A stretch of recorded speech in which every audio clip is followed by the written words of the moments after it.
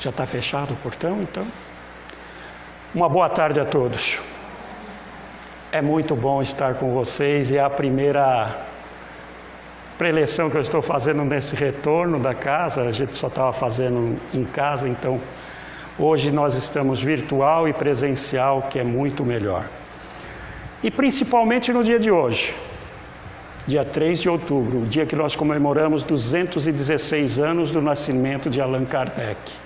Allan Kardec nasceu no dia 3 de outubro de 1804. Hoje estamos comemorando 216 anos. Antes de iniciar, gostaria de pedir para todos os que estão em casa e aqueles que estão aqui também presentes, para curtirem a nossa página no YouTube, o CAE Parque do Carmo Oficial, que é de onde em breve estaremos também transmitindo ao vivo. Hoje nós estamos ao vivo no Facebook e no Instagram. Então, nesse momento, eu vou pedir para que possamos relaxar todo o nosso corpo físico, espiritual, fechar os nossos olhos e buscarmos num quadro da natureza aquele que mais nos agrade, com muito verde, o colorido dos pássaros, das plantas, o céu azul e o sol sempre brilhar. Imaginemos um lindo caminho, florido, onde podemos encontrar um riacho de águas claras e cristalinas. Este riacho nos conduz e nos faz entendermos da natureza maior, compreendermos que somos filho do Pai Criador e assim nos sentimos partes integrantes de toda essa criação. E ao retornarmos a esta casa, vamos abraçando carinhosamente ao nosso mentor, nosso anjo guardião, querido amigo e companheiro de tantas jornadas. Abracemos também ao mentor espiritual desta casa, por este dia tão maravilhoso, por estarmos retornando, eu no caso, com as preleções desta casa. Com amor e carinho, nós nos dirigimos às fraternidades do espaço, sem distinção de nenhuma delas, e cumprimentando a todas com a prece. Nosso Divino Mestre e Salvador, fortalecei-nos e amparai-nos para que possamos lutar contra as forças do mal que tentam dominar o mundo. Veneráveis mensageiros celestes, auxiliares de Jesus, fortalecei-nos e amparai-nos para que possamos lutar contra as forças do mal que tentam dominar o mundo. Pai nosso, Criador nosso, fonte eterna de amor e de luz, fortalecei-nos e amparai-nos para que possamos lutar contra as forças do mal que tentam dominar o mundo. Que assim seja, Senhor. Continuando nesta jornada, já nos deparamos diante de Ismael, preposto por Jesus para evangelizar em terras brasileiras. Querido irmão, é com carinho que te pedimos, para que possa cobrir o nosso país com a sua luz dourada, envolvendo os nossos dirigentes e toda a nossa nação em amor e luz, para que possamos compreender a importância de sermos o coração do mundo, pátria do Evangelho. Querido irmão, é com carinho que te pedimos, para que nos conduzas a Maria de Nazaré, diante de Maria, que nos acolhe em seu manto azul, como filhos espirituais que somos, pedimos: Mãe amada, ensine-nos a sermos humildes como foste, e leve-nos à presença de teu Filho, nosso amado Mestre Jesus. Diante do Mestre, que foi o exemplo maior de amor, carinho, fraternidade, bondade, amizade e serenidade, pedimos: Mestre, dê-nos força e coragem para continuarmos em Tua seara, que possamos ser dignos de levarmos o Teu Evangelho adiante e, acima de tudo, Mestre, queira conduzir-nos à presença do Pai Criador, diante de quem humildemente nos colocamos, para agradecermos pela oportunidade de estarmos reencarnados em terras brasileiras com a prece. Pai nosso que estás no céu, santificado seja o teu nome, venha a nós o teu reino, seja feita a tua vontade, assim na terra como no céu. O pão nosso de cada dia dá-nos hoje. Perdoa as nossas ofensas, assim como perdoamos aqueles que nos têm ofendido. E não nos deixeis cair em tentações, mas livra-nos do mal. Que assim seja, Senhor. Graças a Deus. Mais uma vez, é muito bom estar com vocês aqui presentes. Estamos hoje aqui reunidos e o tema que nos cabe abordar hoje é sobre as preces, sobre como fazer uma prece, essas coisas. E eu busquei no Evangelho segundo o Espiritismo, no capítulo 28, e vou ler alguns trechos para que a gente possa pensar um pouco mais, Algumas pessoas às vezes têm dúvidas de como eu vou orar, de como eu vou fazer a prece. E olha que coisa, a forma não é nada. O pensamento é tudo. Cada um deve orar conforme as suas convicções e de modo que mais lhe agrade. E o que mais vale é um bom pensamento do que muitas palavras que não tocam o coração. Olha que interessante. Às vezes a pessoa fala: Ricardo, eu não sei nem fazer uma prece, eu não sei orar. É só se conectar com o teu Deus interior. Onde nós nos reunirmos, Ele estará nos apoiando. Quando nós nos colocarmos diante dEle, as palavras nada importam. O que importa são os nossos sentimentos. Isso vai fazer toda a diferença. É interessante que algumas pessoas fazem algumas preces e colocam tantas palavras bonitas e são ocas de pensamentos e coisas boas. Então, a simplicidade é tudo, e isso é que nos comove. Num outro trecho, ele ainda diz assim: o objetivo da prece é o de elevar as nossas almas até Deus. A diversidade das formas não deve estabelecer nenhuma diferença entre os que nele creem e ainda menos entre os espíritas, pois Deus aceita todas quando são sinceras. Aquelas pessoas, minha prece é melhor, ou aquela é... Ele está deixando claro que a forma independe, o que está é o amor que nós colocamos na prece. E é muito interessante que às vezes nós perdemos isso de vista.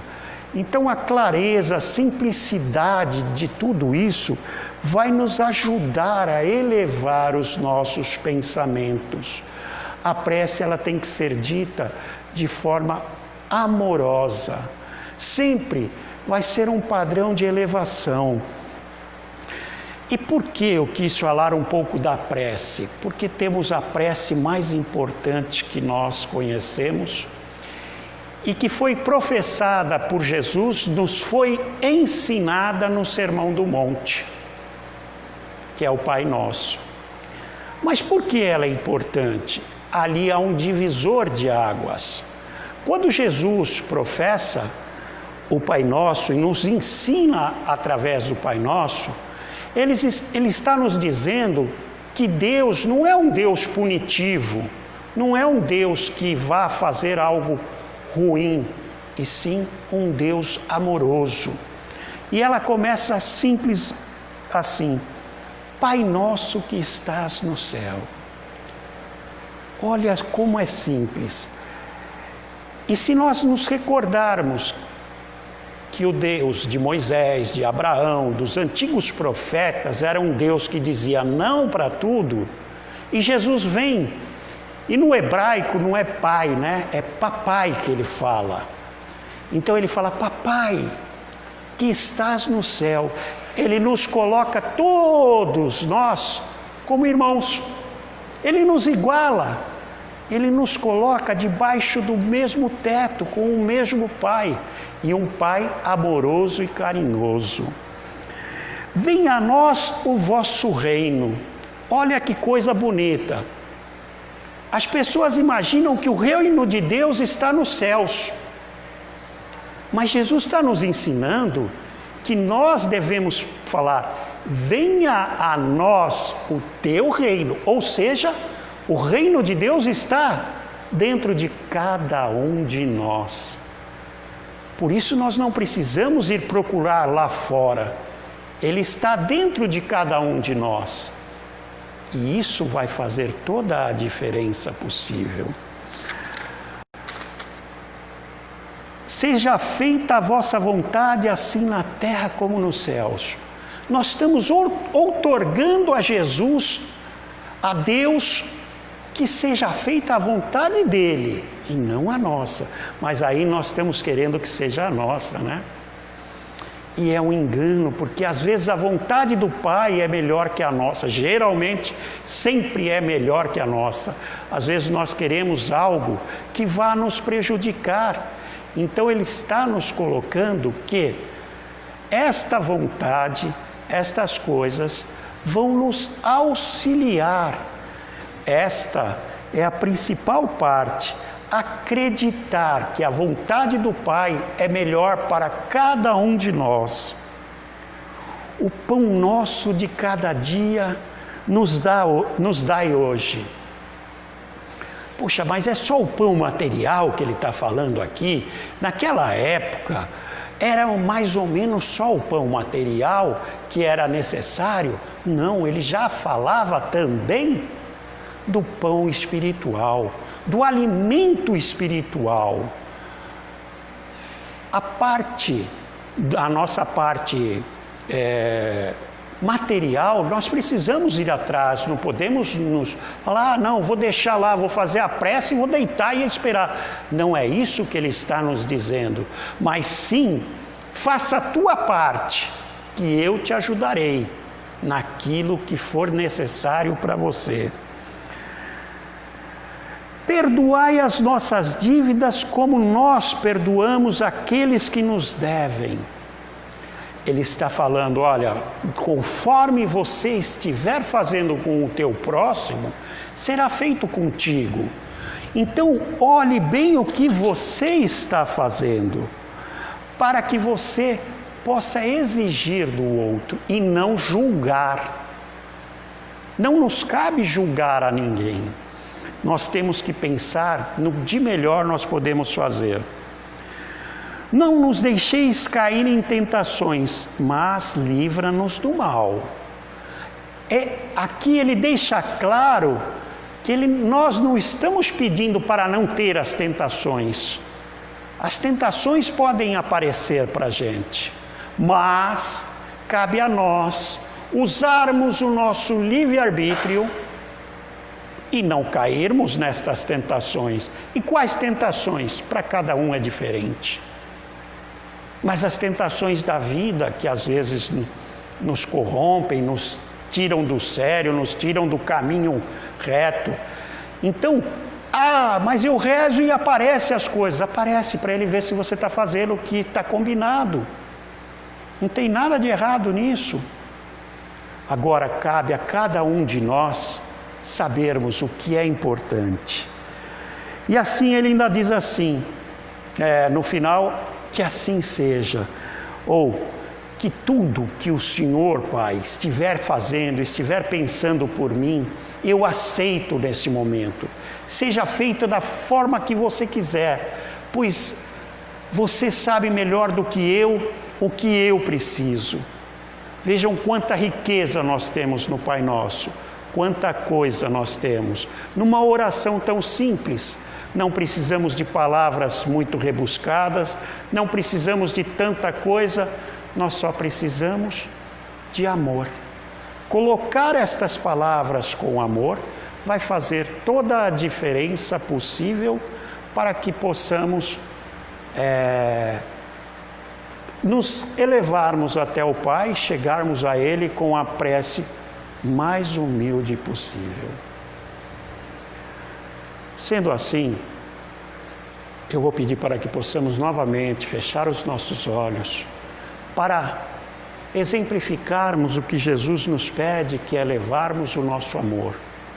Vamos vibrar muito amor, muita paz por todo o universo, por todos os planetas, em especial pelo nosso planeta Terra, por este momento tão conturbado que passamos desta pandemia mundial, que os nossos cientistas, médicos, enfermeiros, possam encontrar a cura desta doença, se assim for permitido pelo nosso Pai.